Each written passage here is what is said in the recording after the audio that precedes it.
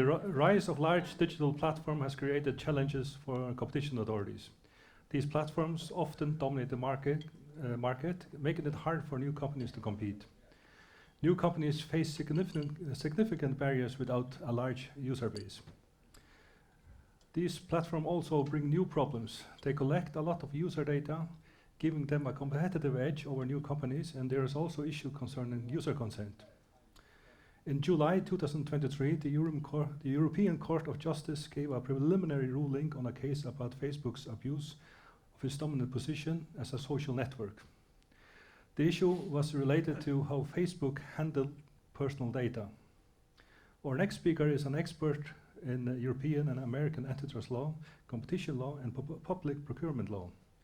His research focuses on the balance between market, competition, and regulation. He is well suited to discuss the recent Meta judgment, which highlights the intersection of data privacy and competition law. Please welcome Professor Emeritus Jens Feio from Copenhagen Business School.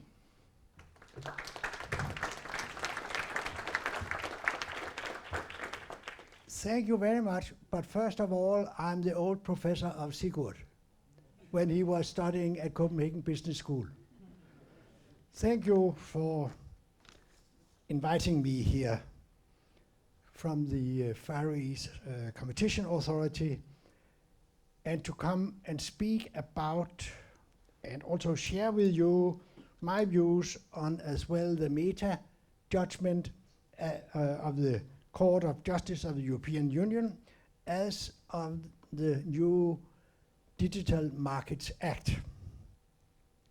On the personal level, it is also a pleasure for me to be here again at the Competition Authority and meet my old friend Terje.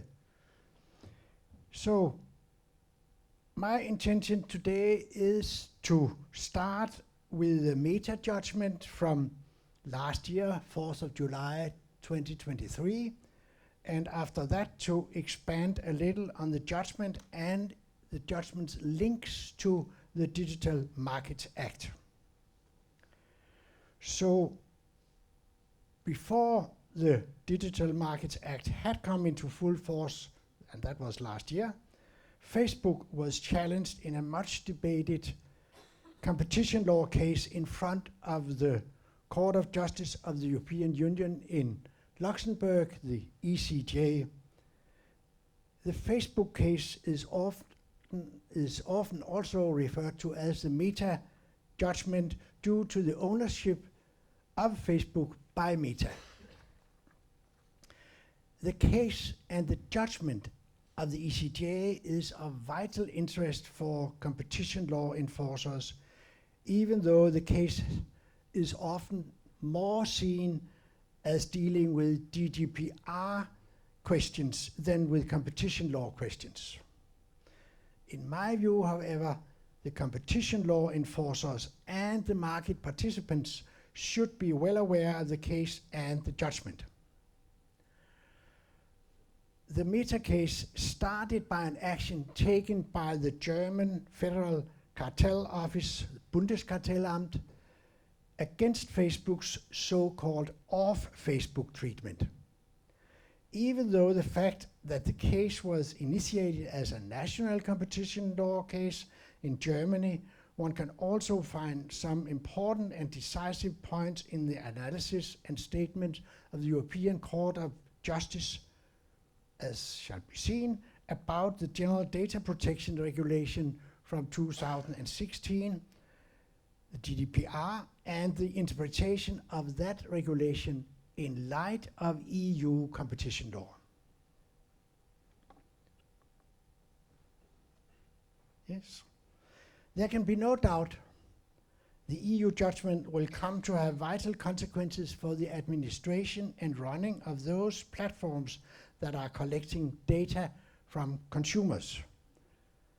And it should be added that Facebook is one of the greatest and most valuable companies in the world and is one of the big technology companies together with, among others, Apple, Alphabet, who is owner of Google, Microsoft, Amazon, and others.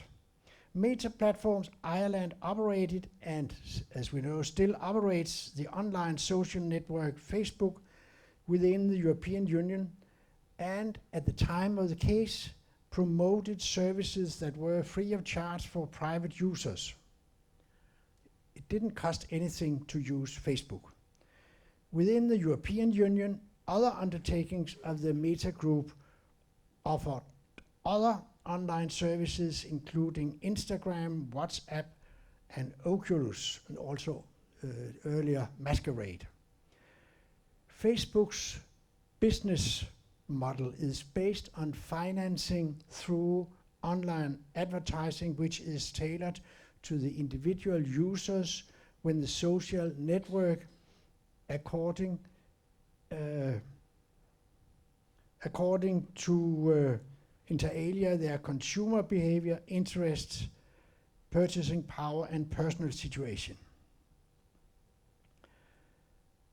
At the time of the case, some years ago, such advertising was made possible by the production of detailed profiles in respect of the network users and the users of the online services offered at the level of the Meta Group.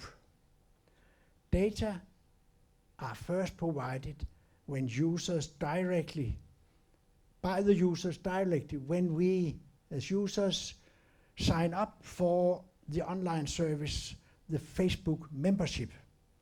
In addition to that, other user and device-related data are collected on and off that social network, as well as the online services provided by the Meta Group, which is linked to the various user accounts. The aggregate view of the data allows detailed conclusions to be drawn on those users' preferences and interests. For the processing of those data, Meta Platforms Ireland relied on the user agreement to which the users of Facebook adhere when they click on the Sign Up button, thereby accepting the general terms drawn up by Facebook. And acceptance of those terms were necessary to be able at all to use Facebook. Regarding the processing of personal data, these general terms refer to Facebook's data and cookies policies. According to those policies, Facebook Meta Platforms Ireland collected user and device-related data about user activities on and off Facebook and links the data with the Facebook accounts of each and every user concerned. The so-called off-Facebook data relating to activities outside the social network Facebook are data concerning visits to third-party web pages and apps which are linked to Facebook through programming interfaces, so-called Facebook business tools, as well as data concerning the use of other online services belonging to the Meta Group, including Instagram, WhatsApp, Oculus, and earlier Masquerade.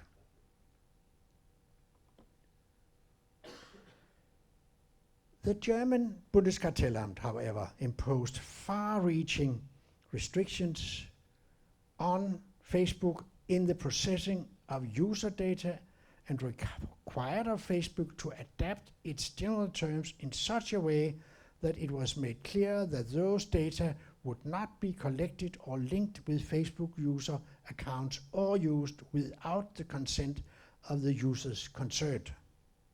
Further, the Bundeskartellamt clarified that such a consent is not valid if it is formulated as a condition for using Facebook.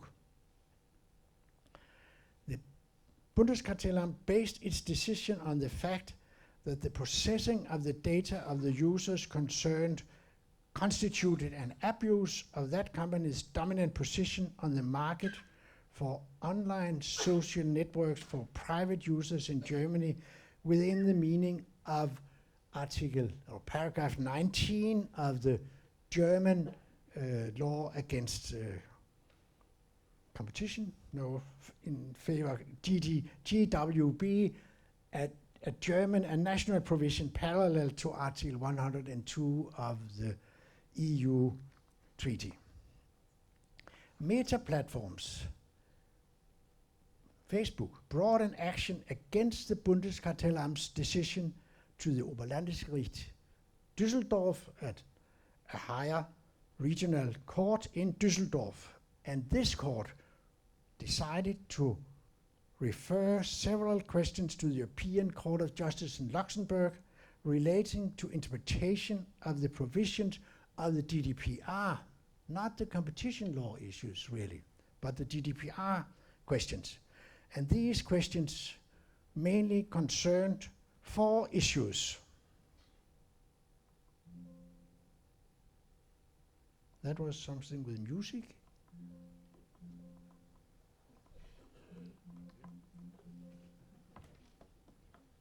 Ah, there, yes, I see.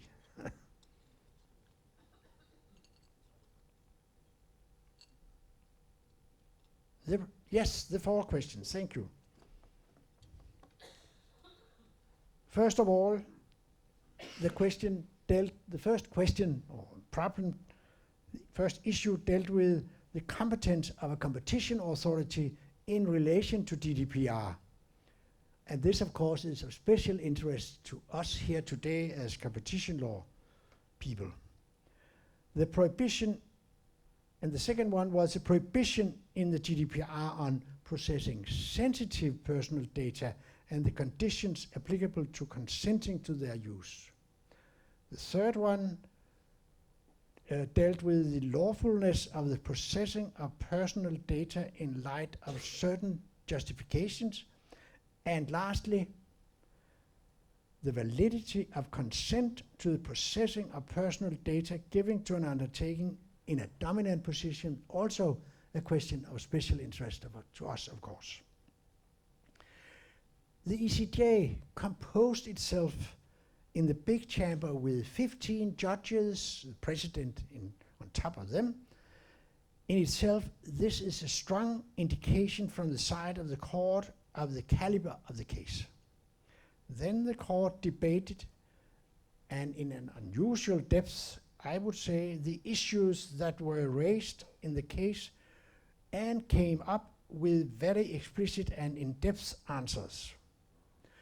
I can, of course, only limit myself to a few of these highlights of that judgment. However, the European Court's answers to the questions are very rephrased by the court itself, were not to be misunderstood, as I will come to. The first issue, the competence of the competition authority. This was as a starting point where the European Court found that the GDPR should be interpreted as to allow a national competition authority of a member state to find, in the context of the examination of an abuse of a dominant position by an undertaking, to find that that undertaking's general terms of use relating to the processing of personal data and the implementation thereof are not consistent with the GDPR, where that finding is necessary to establish the existence of such an abuse of a dominant position. So it would be possible for a competition authority to use the GDPR rules. In this context, the competition authority, however, of course, one would say, has a duty to sincere cooperation with the supervisory authorities of the GDPR. So if those GDPR authorities are sitting on their hands, not going forward with a GDPR case against a company, then the competition authorities may take up GDPR questions in a competition law case.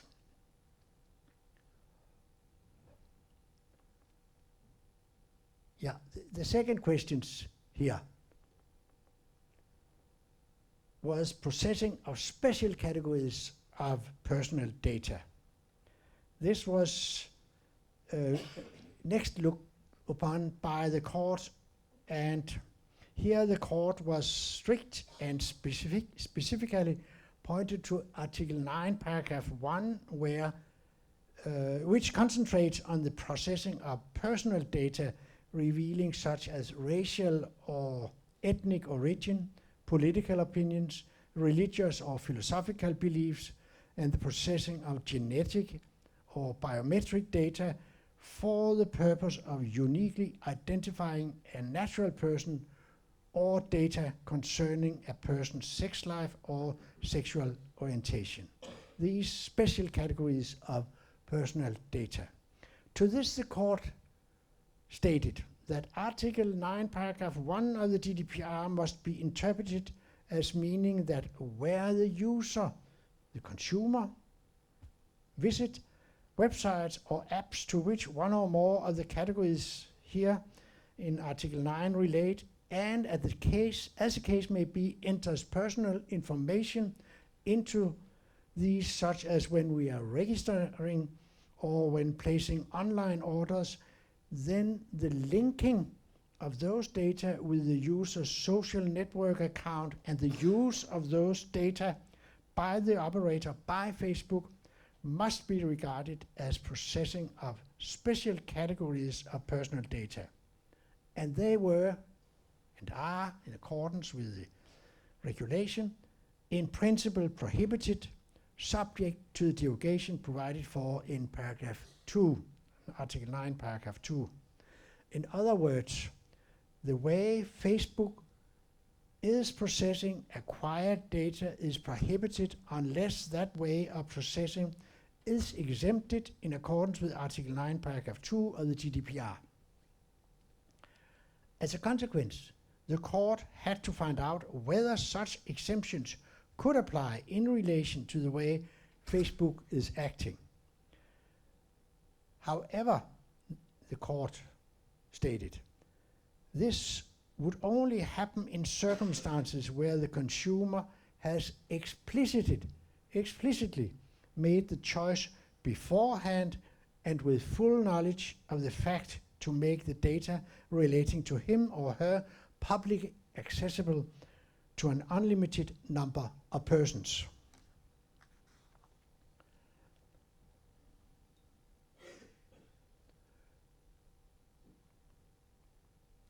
The third issue, next issue taken up by the ECJ, was the provision in Article 6, paragraph 1 of the GDPR. That provision deals with lawfulness of processing and spells out that processing shall be lawful only if and to the extent that at least one of the following examples or descriptions applies. And hereafter 6 possibilities for exception were enumerated by the court. I have only brought one here. But let me just go to the conclusion of the court as to these 6 exceptions. The court very deeply considered here how it could be possible to use these exemptions and the requirements therein, and spelled out that all the descriptions in the exceptions must fully be totally applied to.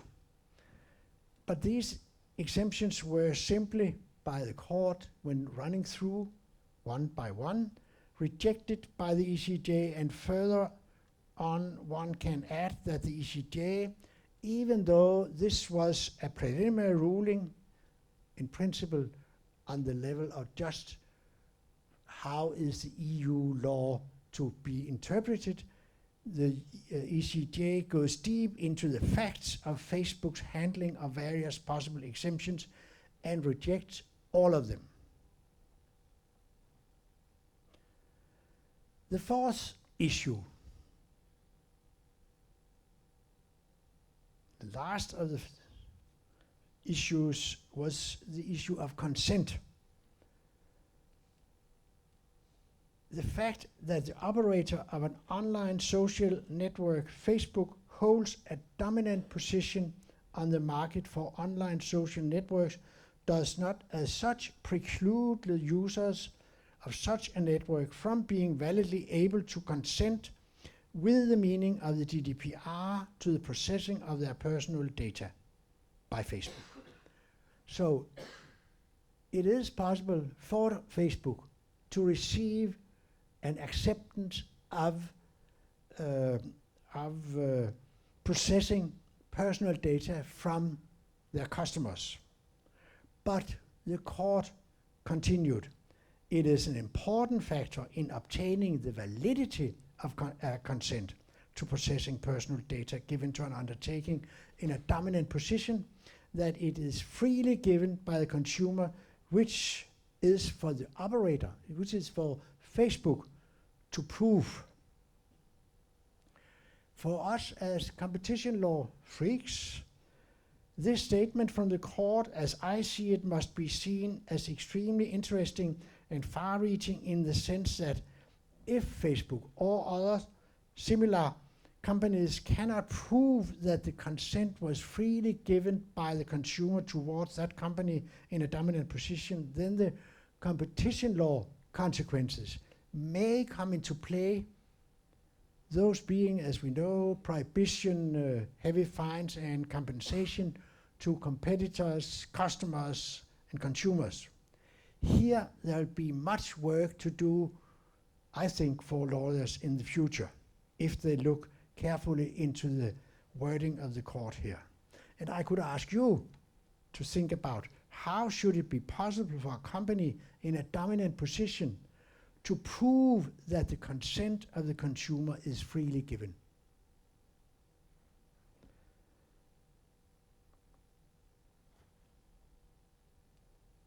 This judgment is, as such, an extremely important judgment.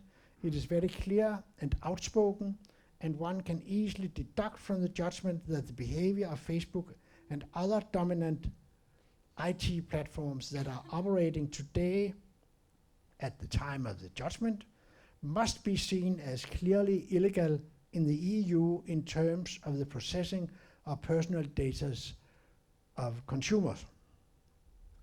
Of importance for the judgment is first and foremost the clarification it brings as to when platforms may legally treat data of behavioral action for targeting advertisement in cases where there is no explicit or precise consent.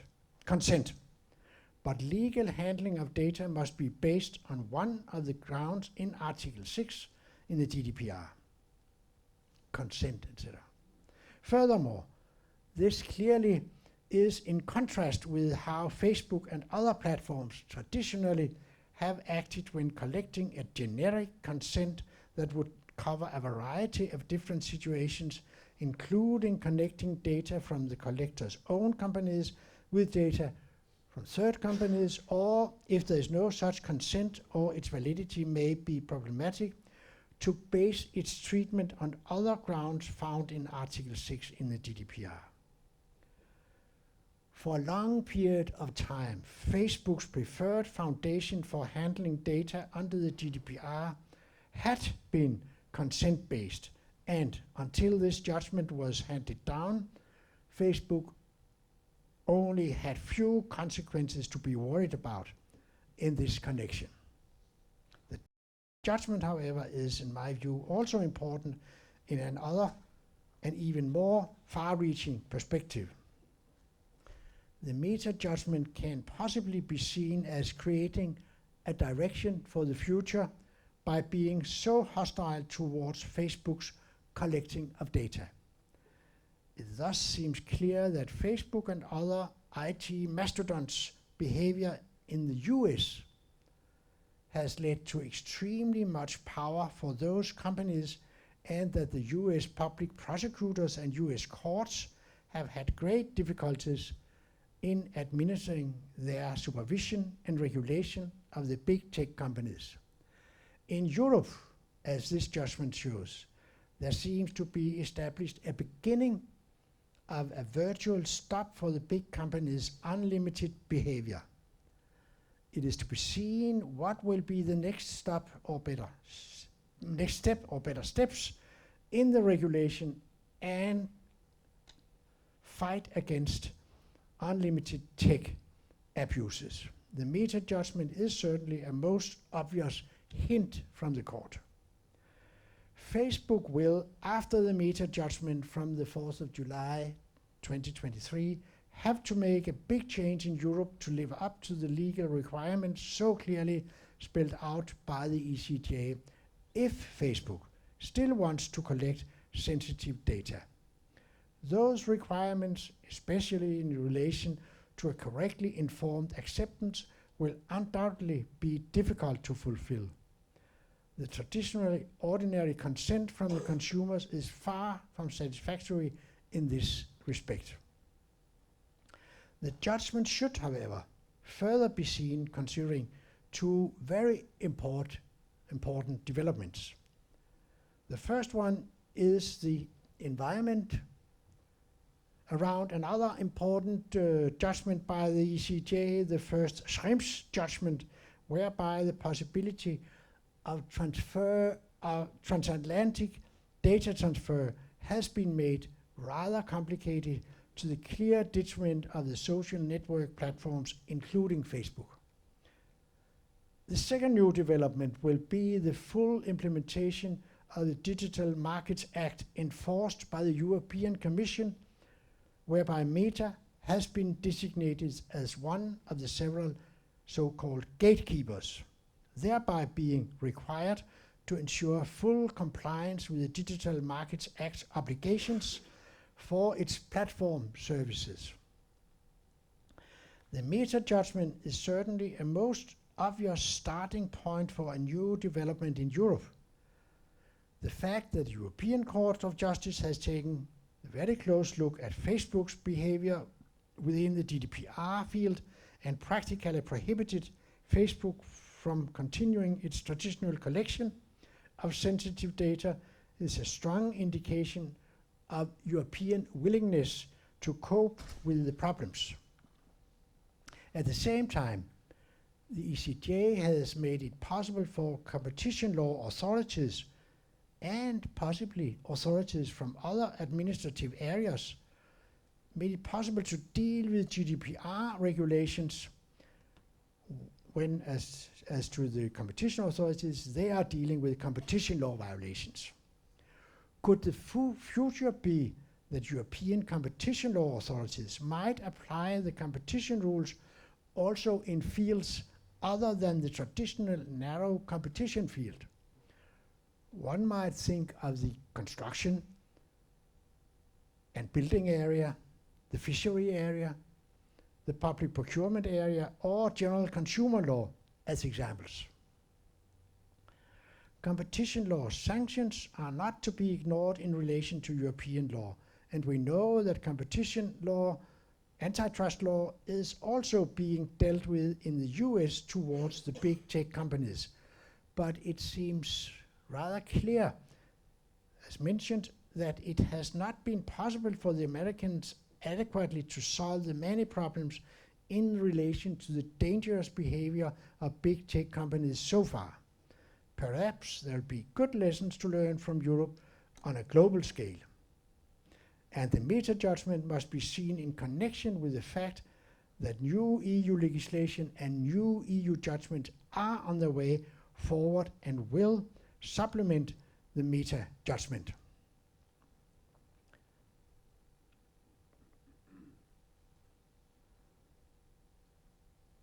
The Digital Markets Act, or DMA for short, has thus come into full force a little more than a year ago and can be said, together with the also very important Digital Services Act, to form the central nervous system of regulating the digital technological development on EU level.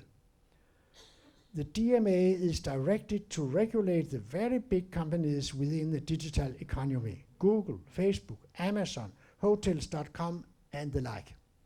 The Act puts a wide variety of demands on these companies, and they are put under a strict scrutiny under the heading of being appointed as so-called gatekeepers. The purpose of the DMA is to give an answer to the enormous damages and risks that are and may be the consequences of the global platform economy, and put it to the benefit of all of us. And the purpose is to supply and repair some of the missings and other bad incapacities that inter alia European competition law rules have had. First of all, the DMA is intended to secure that those changes and new creations that are established and developed through the digital technologies will also be to the benefit of the consumers and to other business companies in a well-balanced way. In other words, the developers and the owners of the digital technologies must not, on an exclusive basis, be able to exploit the benefits and possibilities they are able to create. On the contrary, they must give access for the consumers and for other companies on the markets to the benefits of their innovations. And their customers must have access to the benefits of the digital technology. And that is most welcome, I would say. Already in March this year, the European Commission has initiated investigations on Google's mother company Alphabet, investigation of Apple, and investigation of Meta. This takes place under the Digital Markets Act.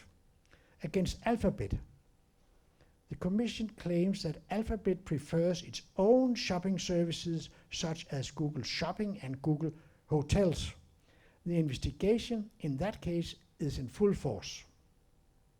Against Apple, the claim by the Commission is that its Apple Store design prevents developers from directing their customers to alternative sources.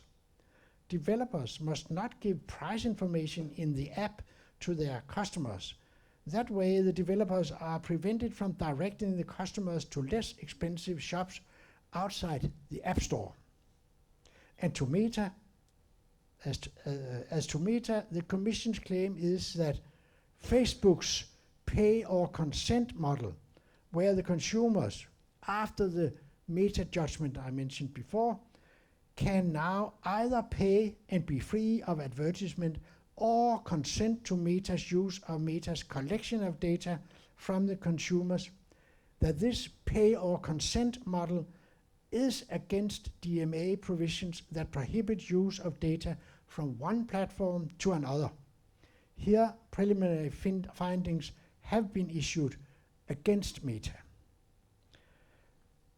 The fundamental basis of DMA is thus the fear that the digital technological innovations open possibilities for the big innovative companies to direct the consumers and the intermediaries' possibility of choice and market possibilities.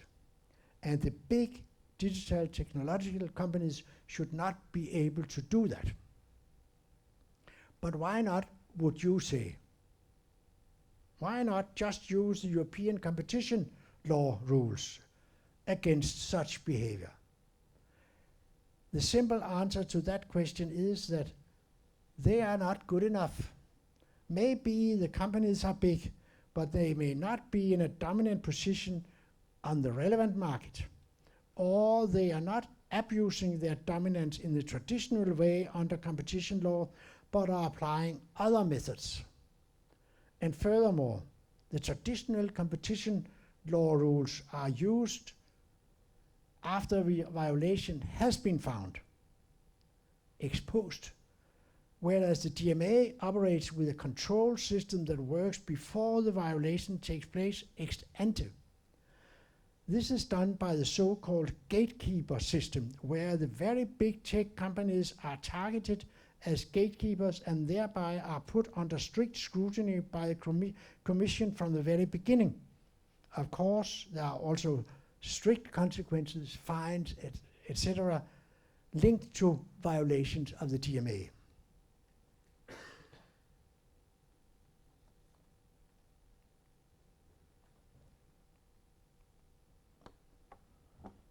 What will now be the consequences of the Meta judgment and the Digital Markets Act for the technological mastodons and for the society? A first thing may be that the administrative and legislative authorities in the EU member states may be more active in regulating the big tech companies. Another thing may be that the Meta judgment may be seen as a direction for future global development because of the clear difficulties for the US public prosecutors and courts in administering their supervision to restrict the power and behavior of Facebook and other big tech undertakings. The European Union may take the lead in the future for more adequate regulation of the big tech companies. Last week, as we know, the ECJ handed down a very clear judgment against Google as to its Google search, and at the same time a strict judgment against Apple's avoidance of paying tax in Ireland and the EU. There seems also to be a need of an intensified cooperation between the US-American authorities and European authorities in the tech industry, which must be welcomed as necessary and unavoidable. Maybe also other forms of regulation of the fast developing big tech companies may be a consequence of the judgment, as shows already the Digital Markets Act and the Digital Services Act. But this might of course be met with reactions from the big tech companies. We can see now that Apple already has stated that Apple will not offer the new artificial intelligence technology in Europe because of the DMA. If that statement will continue, is that good or bad? One might furthermore ask if the US, American, and maybe also the Chinese tech mastodons will completely abstain from going into and be active on the European market, which probably will create enormous harm to us and to our development.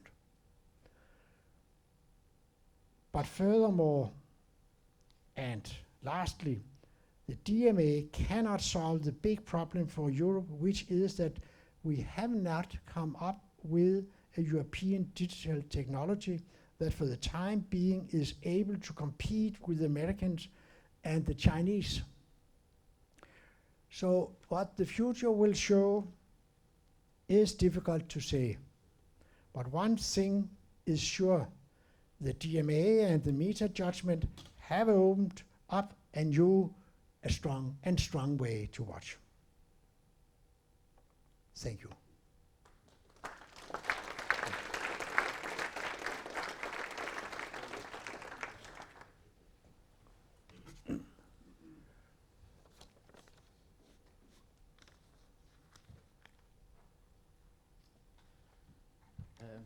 Now we have the opportunity for questions, if you have any. I can continue the tradition and start. So, in regards to the competence of competition authorities, I was wondering in relation to a little bit what Christian talked about of cartels, that do you think that this would open up the opportunity as well, where the competition would possibly be competent as well to handle questions of GDPR if cartels share information between each other that is sensitive? I think it would be difficult to see the judgment otherwise. The court is very outspoken as to this question, despite the fact that the GDPR regulation as such is based on the system that in each and every country there should be GDPR authorities taking care of violations of the GDPR rules. Nevertheless, the ECJ states that if it is necessary for the competition authorities in a competition law case to find GDPR violations, then they can do so if the GDPR authorities are not acting.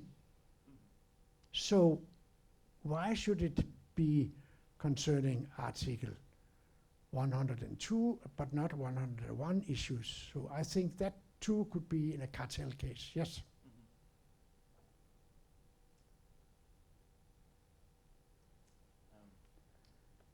Another question I wondered, you elegantly put that question to us, but I might throw that question back at you, is that how do you think Facebook can prove that consent is freely given?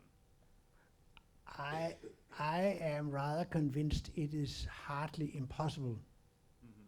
I don't think Facebook, by just asking people to click somewhere on the screen, that they accept the collection of personal information, sensitive personal information, that should be enough.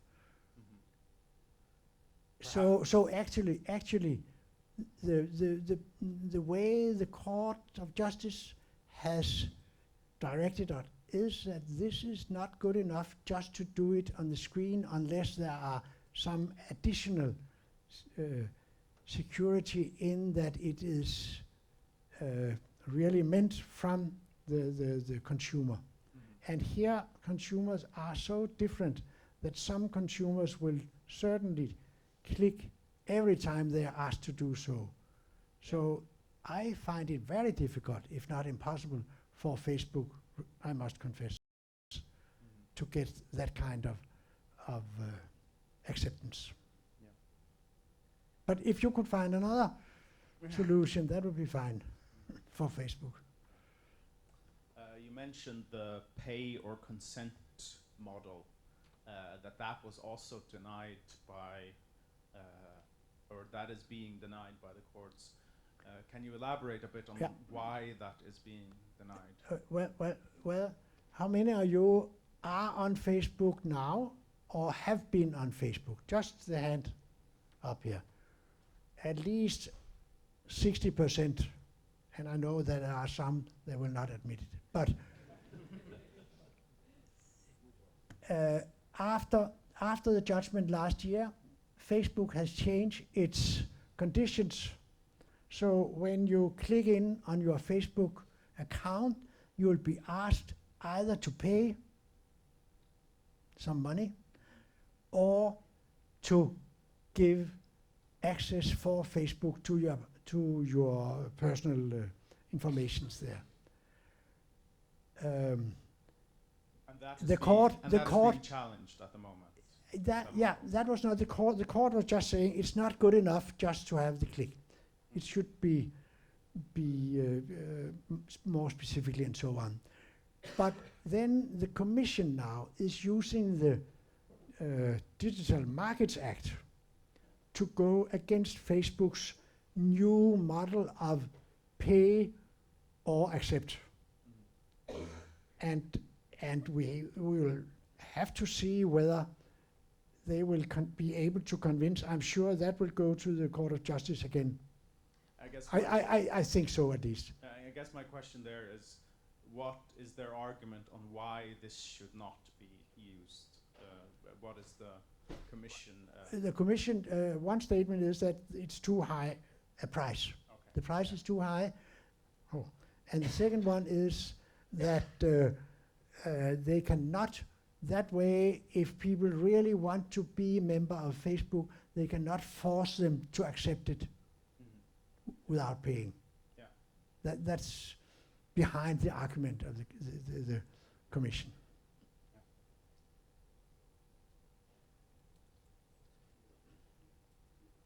Are there any other questions? Or if not, then I think we should give a round of applause again for